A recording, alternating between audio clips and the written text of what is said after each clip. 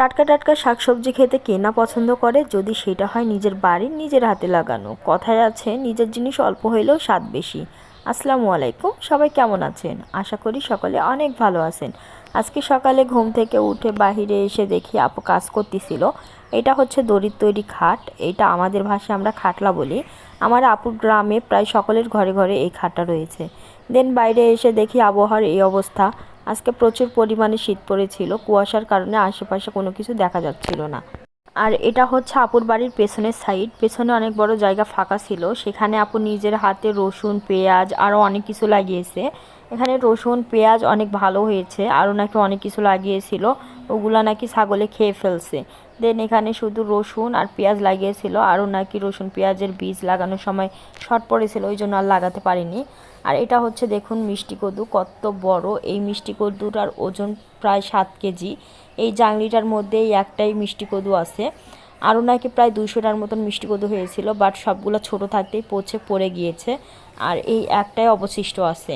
এখানে আরও অনেক কিছু লাগিয়েছিল, এর আগেও আপু এখানে অনেক কিছু লাগিয়েছিল, যেমন বাঙ্গি, লাল শাক, মরিচের গাছ, আরও অনেক কিছু, বাট এবার আর বাঙ্গি লাগাইনি। আপুদের বাড়ির পেছনের এই সাইডটা দেখতে মাশাল্লাহ অনেক সুন্দর। পেছনের এই সাইডে ধান চাষ করা হয়, এখন ধান কেটে ফেলেছে, আবার কয়েকদিন পর লাগানো হবে। এখন ধান লাগানোর সিজন চলতেছে। দেখুন আজকে কত কুয়াশা পড়েছে, কুয়াশার কারণে আশেপাশে কোনো কিছু দেখা যাচ্ছে না। এখন বাজে সকাল 9টা, তাও কত শীত, না জানি আরও সকালে কত শীত পড়েছিল। এই ভিডিওটা আমি আরও 1 মাস আগে ফেব্রুয়ারিতে করেছিলাম, বাট সময়ের অভাবে ছাড়তে পারিনি। নিজের জিনিস অল্প হইলেও আলাদা একটা ভালো লাগা কাজ করে, যেটা অন্যের দেওয়া কোনো জিনিস থেকে পাওয়া যায় না। বিকেলবেলা আপু আর আপুর ননদ মিলে এই জায়গাটা পরিষ্কার করতেছিল। এখানে রসুন আর পেঁয়াজ লাগানোর পর কিছু জায়গা বাকি ছিল, ওই জায়গাটাতে মেবি বাদাম বা অন্য কিছু লাগাবে, আমি ঠিক শিওর জানি না, তবে কি লাগাবে সেটা আপনাদের সাথে শেয়ার করব। এখানে ওরা দুজন মিলে ঘাস পরিষ্কার করতেছিল, ঘাস দিয়ে পুরো আগাছায় ভরে গিয়েছিল। আগে ঘাসগুলো পরিষ্কার করবে, পরিষ্কার করার পর তারপরে হচ্ছে মাটি কাটবে। দেন মাটি কাটার পর মাটিটা নরম করে তারপরে মেবি বাদাম লাগাবে। সেখানে ওরা দুজন পরিষ্কার করতেছিল, করার পর এই যে আমার আপন ননদ মাটি কাটতেছিল, তো আমি বলতেছিলাম যে দেখি আমি মাটি কাটতে পারি কি না। দেন আমি মাটি কাটতেছিলাম, মাটি আমাকে কাটতে দিল, আমি মাটি কাটতেছিলাম আর ওরা ঘাস পরিষ্কার করতেছিল। আর এই যে দেখুন আমার ছেলেটা, ও এক জায়গায় ঠিক থাকবে না, কিছু না কিছু করতেই থাকবে। এত বড় বড় মাটির ঢিলগুলা নিয়ে ছাগলটাকে ঢিলাচ্ছিল, সবাই না করতেছিল তাও শুনি না। ওকে যেই কথাটা আপনারা করতে না করবেন, যেই জিনিসটা, সেই জিনিসটা আরও বেশি করেই করবে। তারপর আমি এখানে মাটি কাটতেছিলাম, কাটতে কাটতে আমি অনেক হাঁপিয়ে গেছিলাম, তো আমি বলতেছি আমি আর পারতেছি না। তখন আমার আপন ননদ আবার নিয়ে নিল, নিয়ে উনি কাটতেছিল মাটি। মাটি কাটতে কাটতে এখানে আমরা অনেক হাসাহাসি করতেছিলাম, অনেক ফানি ফানি কথা বলতেছিলাম।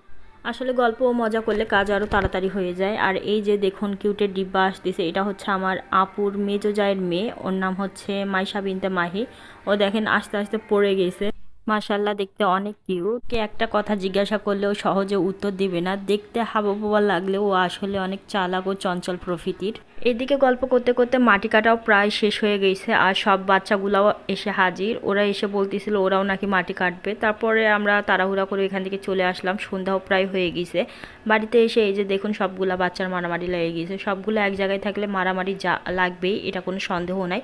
তারপরে বাচ্চাদের নাস্তার জন্য নুডলস রান্না করবে, তো ম্যাজিক চুলায় পানি গরম দিয়ে দিল এবং তাতে নুডলস দিল, বাট এখানে ভোল্টেজ কম থাকার কারণে লোড টানতে পারতেছিল না। তো আপু বললো তাহলে মাটির চুলায় চল, ওখানে তাড়াতাড়ি রান্না করা হবে।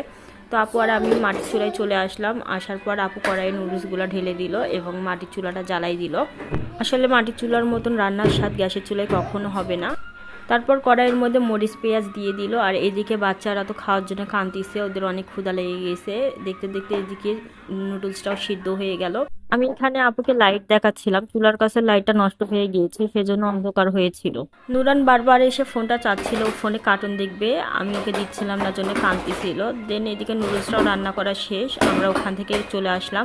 এসে সব বাচ্চাদের নুডলস সমানভাবে ভাগ করে দিলাম। তারপরে এই যে আমরা ঘরে চলে আসলাম, আর সবগুলার ওই একই অবস্থা, ফোন ছাড়া কেউ খাবে না। তারপরে ফোন দিয়ে সবাইকে খাওয়াই দিলাম।